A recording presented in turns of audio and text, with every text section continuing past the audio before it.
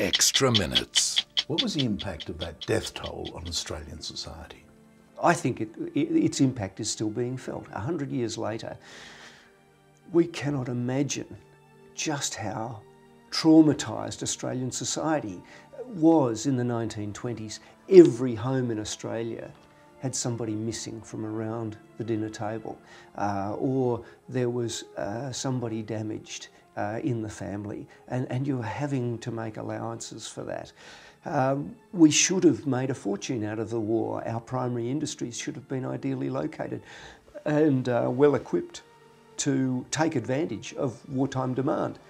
But we didn't, because we didn't have the shipping. And so Australia suffered quite badly from the war because of a death toll amongst our population and the inability of us to take economic advantage of the wartime demand. Let's look at those raw figures in terms of death. 61,000 men die, 61,500 I believe. And then another similar number die in the next 10 years of their wounds, of their conditions that they're brought back. What's our population at that stage?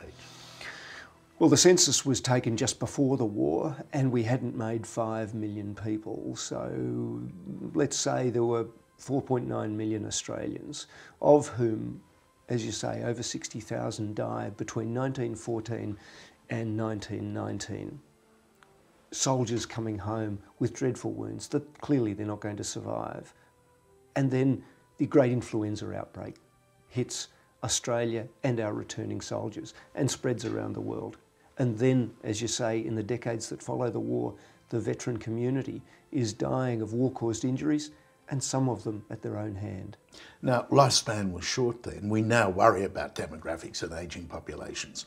But they lost their youth, didn't they?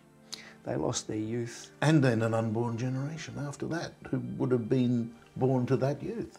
It's a really chilling experience to walk amongst the rows of headstones and think about the potential lost with each of those lives.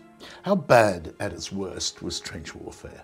Trench warfare was an experience that soldiers couldn't survive for very long. It's a very complex environment. You've got frontline soldiers, you've got support troops, and then you've got a rear echelon.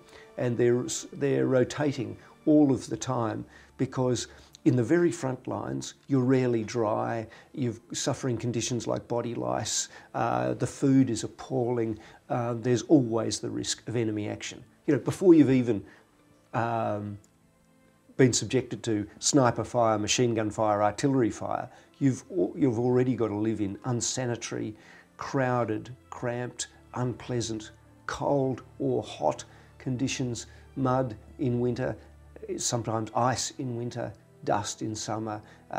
It's just intolerable. They must have had skin sores, their clothing is rotting off them. They must have been just constantly irritated and in pain. How can we make profit, good profit, from what they went through? How do we turn it to advantage?